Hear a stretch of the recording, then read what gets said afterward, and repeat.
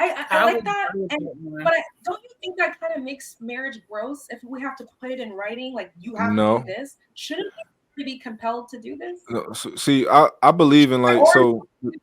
I believe that marriages should be. I believe that relationships should be structured like businesses, right? And what I like about that is like when you start a business, you need for one thing you need a board, right? So you need that's right. yeah, I don't know if you need a board. You probably don't need a board, but it's helpful once you get to a point where you got a board and then you got counsel, people, who help you make decisions and stuff like that, people you go to. But I also like the fact that it's transparent. Like I know for me, I want it written down, like, okay, we're having problems with this. How do we go about those problems? Like this is a list of the things that I would ever leave you for. And it's probably gonna be a short list, but these are the things that I want you to know, like that I'll never leave you unless these are the things. Like I don't want nothing, I don't want to catch you off guard or nothing like that. Hey, Like I want everything to be transparent and written down. I one of was I the like gonna that. I say know. too Go ahead, Don. I'm sorry. that Go ahead. oh, I was gonna say too that you're already going to court to, you know, sign the paper, get your marriage certificate or whatever. So you're already, doing some paperwork. So the prenup's pretty much in addition to that. Yeah. I would advocate, I would be one of those ones that would get a prenup and even a Yeah. postnup. Because I'm Post. like, I have student debt and I wouldn't want to have a man be obligated for like that responsibility unless I. No.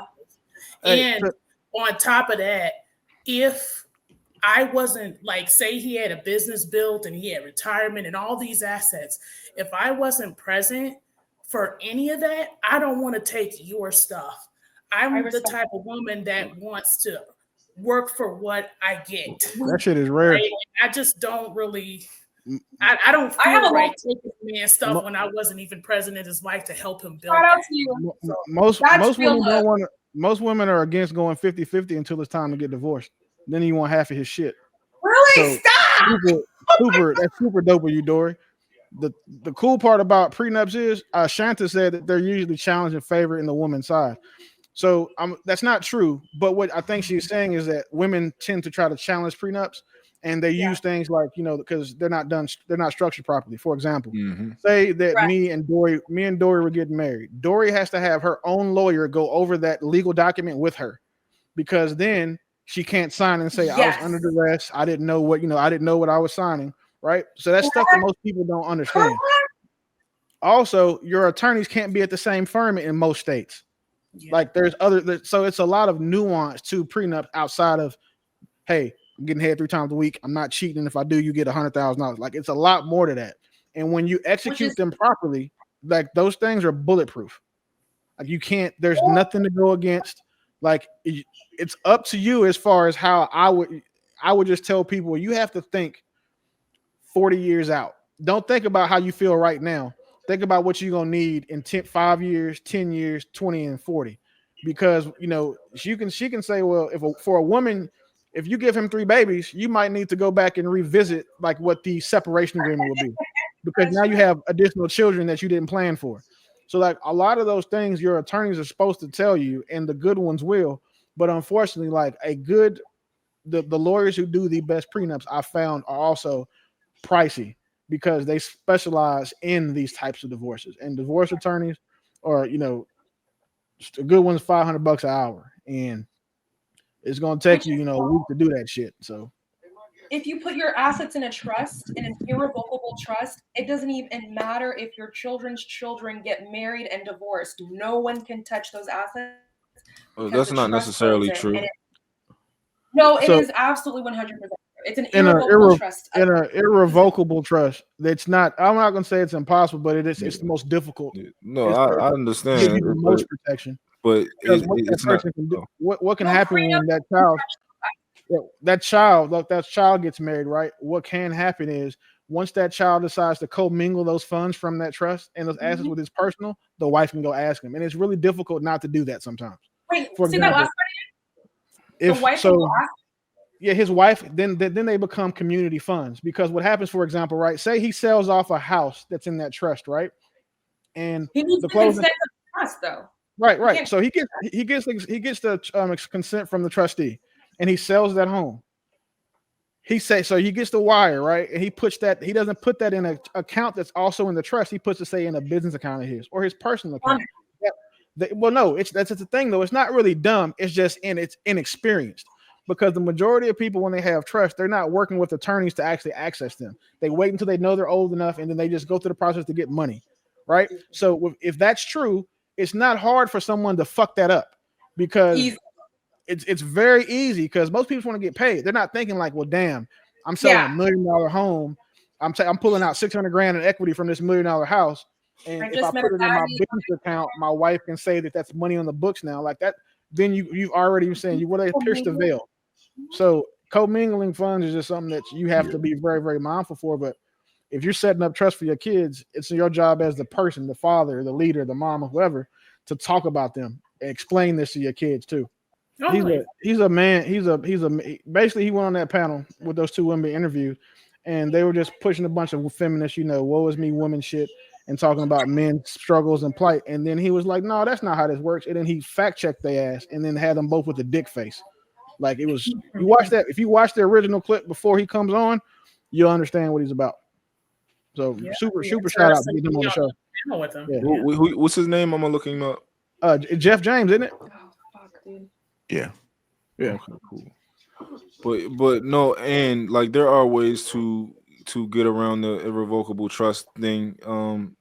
It's possible, but no, it is the best, one of the best forms of protecting yourself. But you can, if you talk to actually you can just look it up. Look up like ways around to penetrate a irrevocable trust. Yeah. Later in life, I've had to become a subject matter expert on asset protection.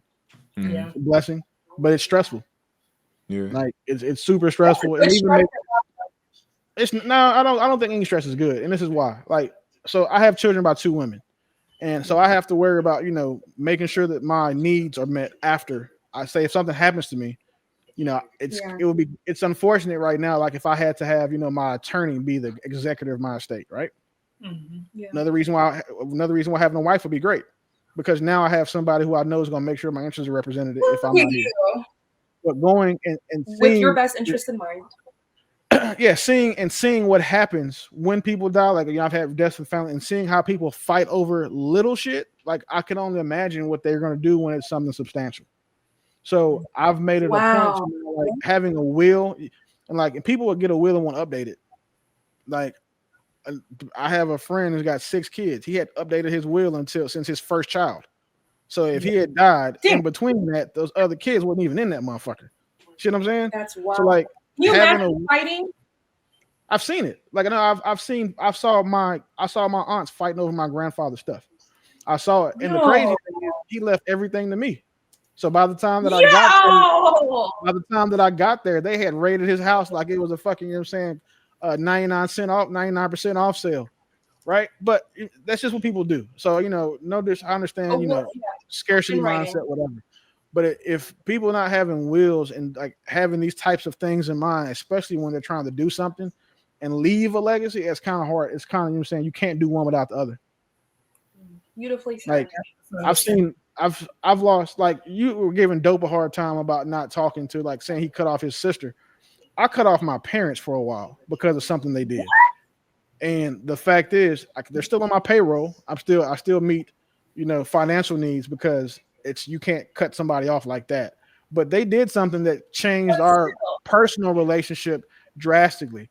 And one of the things that I think that we hate, that I hate seeing, is that our children don't owe us shit. Our children don't owe us loyalty once we're grown, because it's up for us to build that relationship with them. A lot of old heads, especially in my generation and older, think that like it's the kid's responsibility to reach out to the parent, and that's the dumbest shit in the world. Like these kids didn't ask to be here. Like it's my job to make sure that my sons want to reach out to me. It's my job to make sure that my sons want to respect me. It's my job to make sure that I'm my son's hero. It's not by default, and it never should have been. Like your father had, that's something that we have to earn. Like I will never think that my kids owe me anything for being here. Now, hopefully, if I was a good father, if something does happen, I need somebody to wipe my ass, they'll do it, or at least put me in a good home.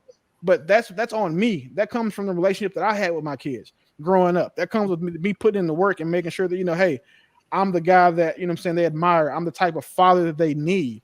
But to just think they owe me just because they came from my nuts, no.